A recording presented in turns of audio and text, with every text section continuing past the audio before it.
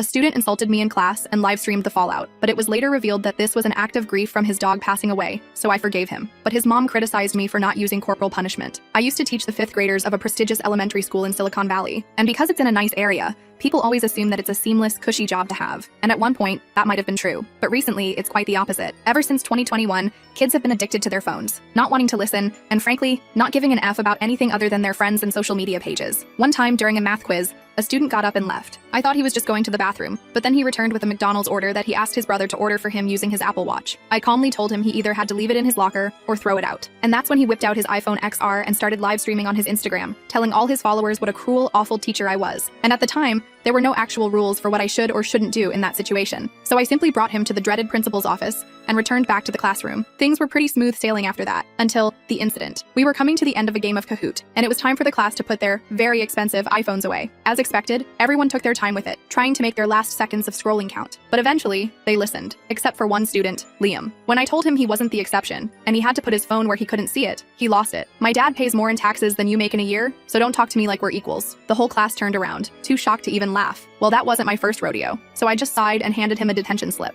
He dramatically flung his head back until his face was staring at the ceiling and rolled his eyes. But because I have the patience of a worm, I just continued teaching. But the next morning, I regretted doing so. Because as I went into the classroom with my morning coffee, I saw a note on my table. It was written red paper and looked like Liam's handwriting. For my own amusement, I started an internal guessing game in my head of what it could be. Death threat, blackmail, another note telling me I was ugly, old, and ran through. But I was wrong. It wasn't any of these things. Instead, it was an apology. I was upset because I just got a text that my dog died, but I shouldn't have said that. You were trying to help. I'm sorry. My heart broke. Looking back, I recalled tears in his eyes. A wave of guilt hit me for not realizing something was wrong. And that's when the bell rang. All the students came running in, but I couldn't see Liam anywhere. And honestly, I was glad. I figured he had taken the day off to recuperate after he found out the news, so the rest of the day went business as usual. But I never saw him again. Until the end of the next day, that is. I was leaving the school gates when his mom ran towards me. She looked so angry I thought smoke would actually start coming out of her ears. Apparently, Liam told her about what he had said, and about the note too. That's okay. I'm just glad that he apologized. What? That's all you have to say for yourself? I stared at her blankly, and she started a rant about how corporal punishment needs to come back, about how I'm too soft, and this is why she had to take matters into her own hands. I didn't know what was going on, but that's when she pulled up Liam's jumper to show me exactly what she meant. What I saw made my heart stop. I had to hold back from clocking her right on the spot, because little did she know, I was more than just a teacher. I just never had a reason to assert my power, until that moment. What Karen Walsh didn't know about me was that before I became a teacher, I spent 8 years as a child advocate attorney. I left that career because the burnout was destroying me, but I still maintained my license and my connections. I carefully took my phone out and snapped a quick photo while maintaining eye contact with Karen. Mrs. Walsh, I'd like you to stay right here while I call the principal to join us. Why would you need to do that? I'm just showing you that someone is teaching my son respect, she scoffed. I lowered my voice so only she could hear me. What you've just shown me is evidence of child abuse, which I am legally mandated to report, and I will be reporting it immediately. Her face went from smug to panic in about half a second. You wouldn't dare. Do you know who my husband is? He'll have your job before you can even file a report. I smiled thinly. I'm not just a teacher, Mrs. Walsh. I'm also a licensed attorney who specialized in child welfare law for 8 years. So please tell me more about how your husband will silence me. For the first time, I saw fear flash across her face. Good. Liam, I said gently, would you mind waiting in my classroom for a few minutes? Ms. Jansen should still be there. Tell her I sent you to help organize the bookshelf. He looked at his mother, who was too shocked to protest, then nodded and walked back toward the school building. I watched him go, noticing how his shoulders hunched forward protectively as he walked away. I turned back to Karen Walsh. Now, we have 2 options here. You can leave, and I'll call CPS immediately, or you can come with me to the principal's office, and we can discuss what happens next. And that's how I found myself sitting across from Principal Rodriguez with a furious helicopter mom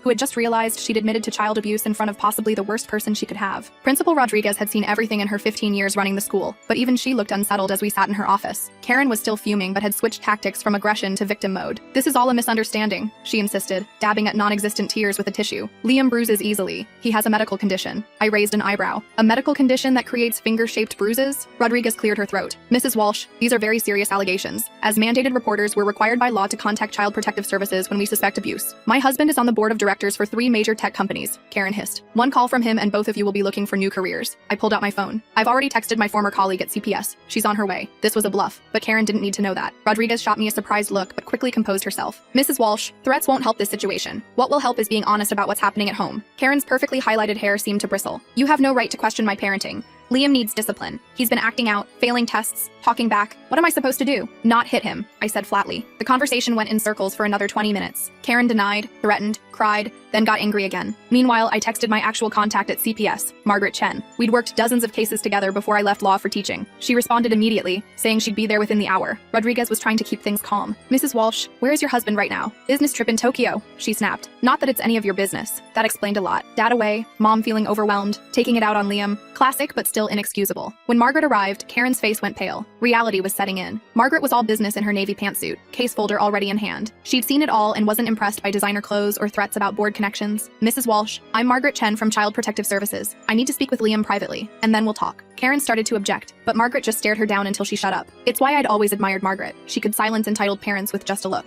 Margaret and I stepped outside. She gave me a quick side hug. Never thought you'd be back in the trenches, Ms. Thompson. Me neither, I admitted. But here we are. She nodded toward the classroom where Liam was waiting. What's your assessment? Multiple bruises, different stages of healing. Mom admitted to disciplining him physically. Father's away on business frequently. Kids clearly terrified of her. Margaret's face hardened. Got it. I'll talk to him first, then decide next steps. I waited outside while Margaret interviewed Liam. 20 minutes later, she emerged looking grim. It's worse than the arm bruises, she said quietly. Belt marks on his back. Been going on since his dad started traveling more about 6 months ago. My stomach dropped. 6 months. The same time I'd noticed his grades slipping and attitude changing. I'd chalked it up to preteen angst, never suspecting this. What happens now? I asked, though I already knew the procedure. Temporary emergency removal while we investigate further. Mom will be formally interviewed. Dad needs to be contacted. Court hearing within 72 hours. I nodded. Where will Liam go? That's the problem. Foster placement is tight right now. He'll probably end up at the Emergency Children's Center for tonight. The emergency center was basically a glorified detention facility. I'd fought for years to get kids placed elsewhere, with limited success. What about a family friend? Any relatives nearby? I asked. Margaret shook her head. I asked. Grandparents are in Connecticut. No close family friends he felt safe with. I made a decision that I'd been contemplating since I first saw those bruises. After all, I still had the training and credentials from my previous career. I'll take him. Margaret raised her eyebrows. You know that's complicated, especially as his teacher. Former attorney, remember? I'm still on the approved emergency placement list. Never got around to removing myself. I'd been a foster parent for brief emergency placements during my legal career. Margaret considered this. Let me make some calls. It's unusual, but not impossible given your background. While Margaret worked the system, I returned to Rodriguez's office. Karen was on her phone, frantically texting someone, probably her husband, though the time difference meant it was middle of the night in Tokyo. Mrs. Walsh, I said, CPS is going to be removing Liam temporarily while they investigate. She jumped to her feet. You can't do that. I want my lawyer here now. That's your right, I replied calmly, but it doesn't change the immediate safety concerns for Liam. What followed was an hour of paperwork, phone calls, and Karen alternating between threats and tearful pleas. Finally, Margaret got approval for me to take Liam as an emergency placement for up to 72 hours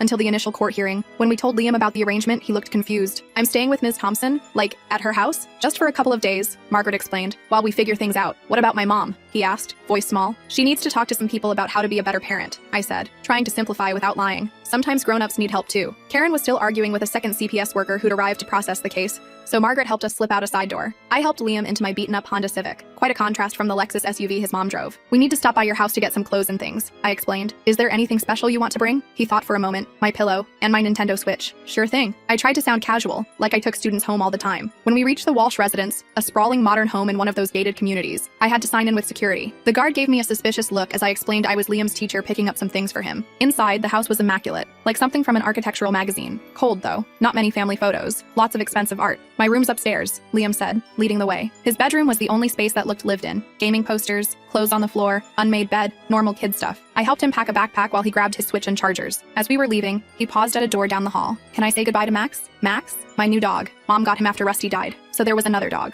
The note about his dog dying had been true. I felt that guilt again about not recognizing his grief. Sure, go ahead. He opened the door to reveal a small mudroom with a puppy crate. Inside was a golden retriever puppy, maybe 4 months old, whining with excitement at seeing Liam. Liam knelt down. I'll be back soon, Max. Be good. He turned to me, worried. Who's gonna take care of him? My mom doesn't really like him. She just got him to shut me up about Rusty. Great. Another complication. Let's bring him with us for now. We'll figure it out. So that's how I ended up driving back to my modest apartment with not just an abused 5th grader, but also a golden retriever puppy who promptly peed on my carpet within 5 minutes of arrival. Sorry, Liam mumbled, looking terrified that he'd be punished for the dog's accident. It's fine, I assured him, grabbing paper towels. Accidents happen. My apartment wasn't set up for kids or pets. 1 bedroom, minimal furniture, mostly books everywhere. I quickly converted my couch into a bed for Liam while Max explored his new temporary home. That first night was awkward. I had no idea what to feed a 10-year-old for dinner, so I ordered pizza. Liam barely spoke, just answered direct questions with one-word responses. He kept watching me carefully, like he was waiting for the other shoe to drop. After setting him up with blankets and pillows on the couch, I retreated to my bedroom but couldn't sleep. The reality of what I'd gotten myself into was sinking in. I hadn't practiced family law in years. I had no business getting personally involved in this case. Around midnight, I heard Liam crying softly. I found him curled up with Max, tears silently streaming down his face. "Hey," I said gently, sitting on the edge of the couch. "It's okay to be upset." He wiped his eyes quickly. "I'm fine. You don't have to be fine. This is a really hard situation." He was quiet for a long time, then whispered, "Is my mom going to jail?" I sighed. "Probably not. Most likely she'll need to take parenting classes and anger management, maybe therapy. My dad's going to be so mad." Something in his tone worried me. "At your mom? Or at you?" Liam shrugged. "Both, probably. He hates when there are problems." "None of this is your fault, Liam. You know that, right?" He didn't respond, just petted Max's head. I didn't push it. The next morning was Saturday. I made pancakes, which Liam barely touched. We took Max for a walk, then spent most of the day awkwardly coexisting. Liam played his Switch while I graded papers and made phone calls. Margaret called with updates. She'd spoken to Liam's father, who was catching the next flight back from Tokyo. He sounded shocked and concerned,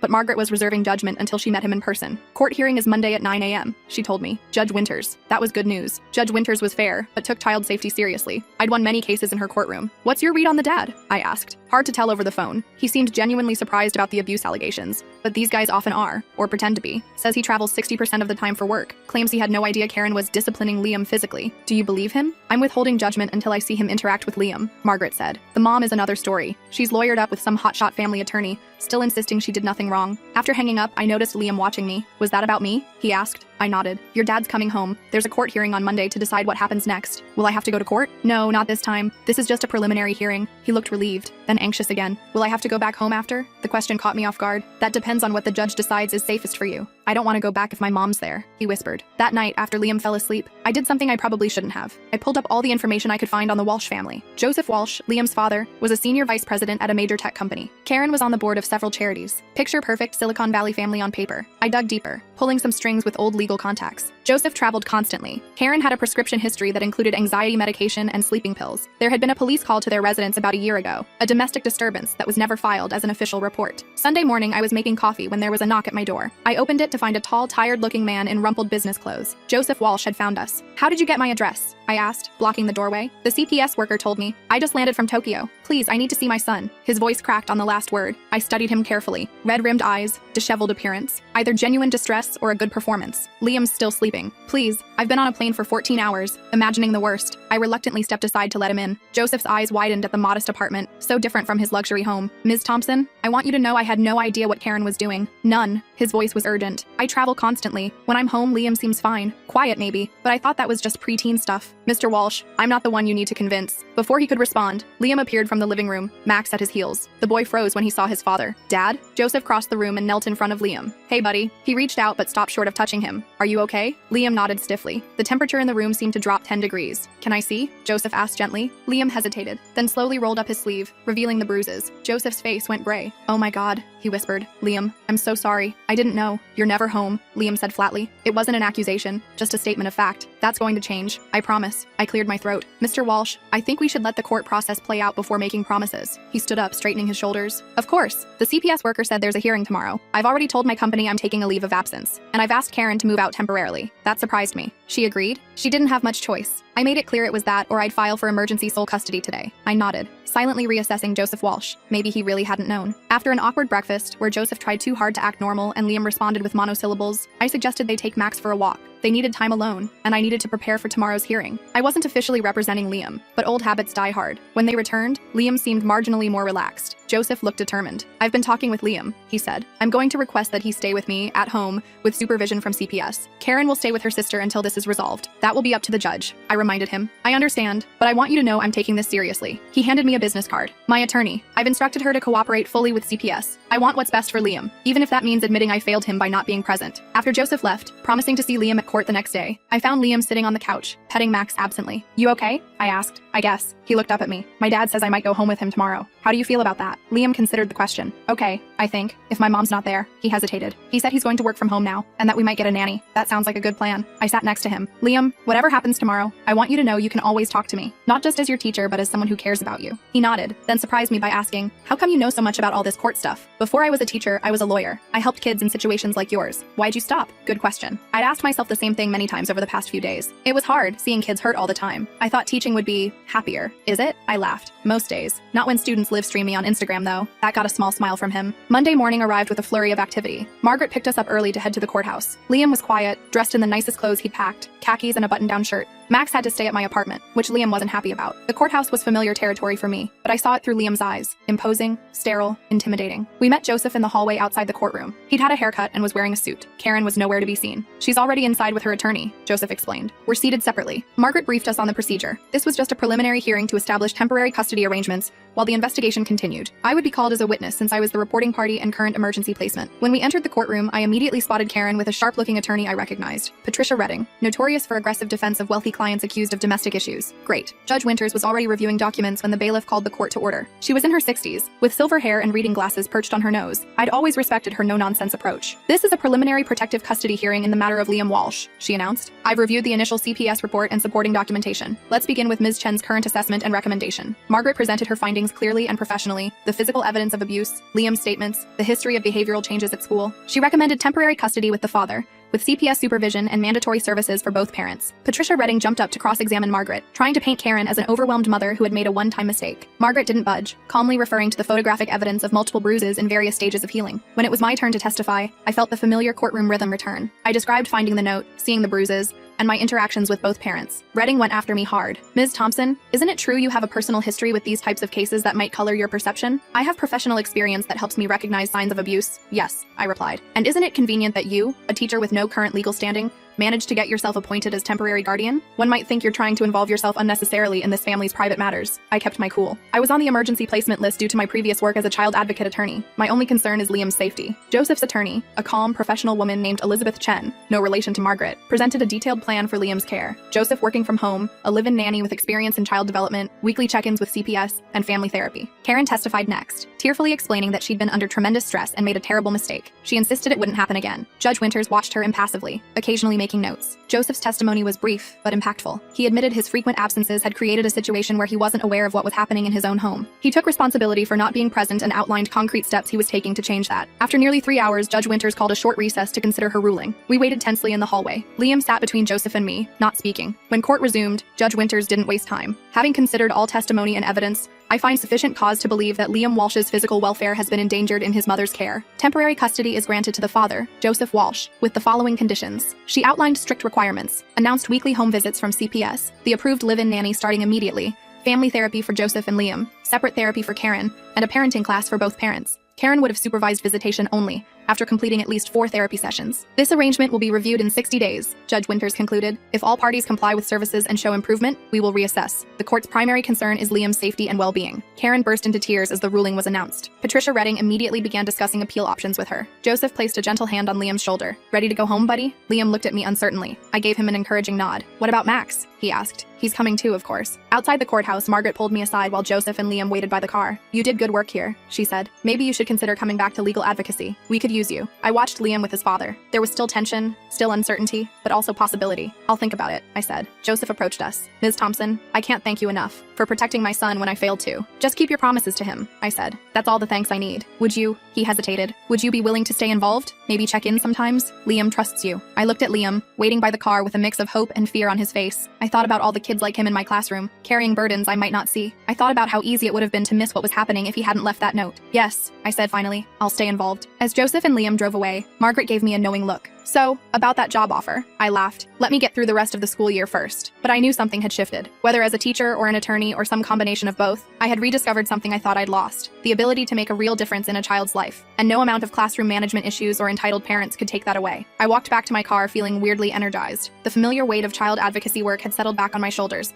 But instead of feeling burdened, I felt purposeful. My phone buzzed with a text from Margaret. Think about it. We could use someone with your fire. I didn't respond right away. Teaching had been my escape route when legal work became too intense. Now I wasn't sure what I wanted anymore. That week at school, things felt different. I kept finding myself scanning my students' faces more carefully, wondering what they might be hiding. And I missed Liam. After the intensity of that weekend, the classroom felt strangely empty without him. On Thursday, I got an email from Joseph Walsh, a progress update. He'd hired a nanny named Rosa, a grandmotherly woman with a background in early childhood development. Liam was back at school, though he'd transferred to another classroom to avoid awkwardness. Max was adjusting well to the house. Karen had attended her first therapy session. He'd attached a photo of Liam smiling cautiously while holding Max. Something about it made my throat tight. I replied with something professional but supportive, offering to help with schoolwork if needed. Later that evening, my principal called. The rumor mill had been working overtime, apparently. Parents were talking. Some were concerned about a teacher getting involved with a student's home life. Others were supportive. The school board had questions. "You're not in trouble," Rodriguez assured me, "but we need to discuss how to handle this situation going forward." The meeting with the administration the next day was tense. The superintendent, a political animal named Thomas, seemed more concerned about the school's reputation than Liam's well-being. "Parents are worried you overstepped your role," he said, leaning back in Rodriguez's visitor chair like he owned it. "I followed mandated reporter protocols exactly," I replied, "and my emergency foster parent status was already established before I began teaching. Still, it creates a perception issue." He tapped his pen against his notepad. "Some parents are concerned you might be overly scrutinizing their parenting choices now." I fought back an eye roll. "You mean the parents who physically abuse their children are worried I'll notice?" Rodriguez shot me a warning look. "Ms. Thompson acted appropriately in a difficult situation," she told Thomas. The court agreed. The meeting ended with nothing resolved. Thomas wanted me to maintain appropriate professional boundaries going forward. I left feeling irritated and unsettled. That weekend, Margaret invited me for coffee. She slid a folder across the table before I'd even taken my first sip.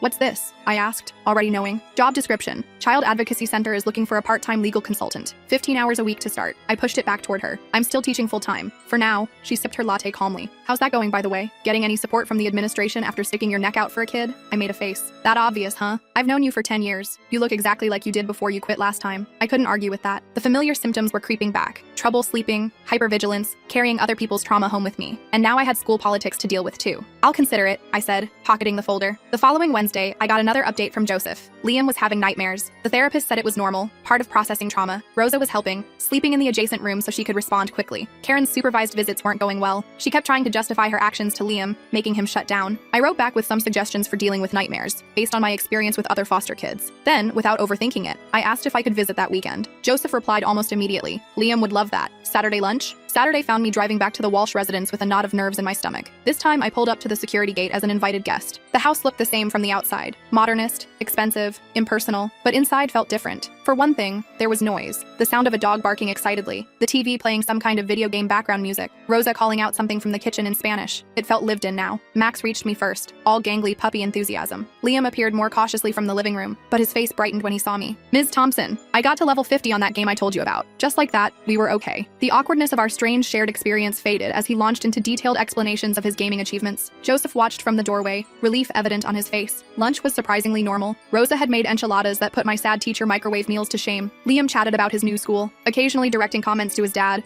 who was clearly trying hard to engage. After eating, Joseph suggested Liam show me the backyard renovations. "We're putting in a proper dog run for Max," he explained. While Liam took Max outside, Joseph poured us both iced tea. "He's doing better," he said quietly. "The therapist says he's resilient, but there are moments..." He trailed off. "Nightmares still happening?" I asked. He nodded. "Less frequently, and he's talking about them now, which helps." "What about Karen?" Joseph's expression hardened. "She's still angry, blames everyone but herself. The therapist says she's not really engaging with the process. And the court review is coming up in about a month," I remembered. "Yeah," he looked worried. "What if she convinces them she's changed? What if they send him back to her? Do you have a good attorney?" "The best I could find, but you know how these things go. The system pushes for reunification." I did know. I'd seen too many kids return to homes that weren't ready, all in the name of keeping families together. "I've been thinking about that actually," I said carefully. "I might be taking on some part-time legal consulting work again. If you wanted, I could look over your case files, maybe provide some insights." Joseph's relief was palpable. "That would be, yes, please." Over the next few weeks, I fell into a new routine. Teaching during the day, reviewing case files, and speaking with Joseph's attorney in the evenings, occasional weekend visits with Liam. I also officially accepted Margaret's job offer,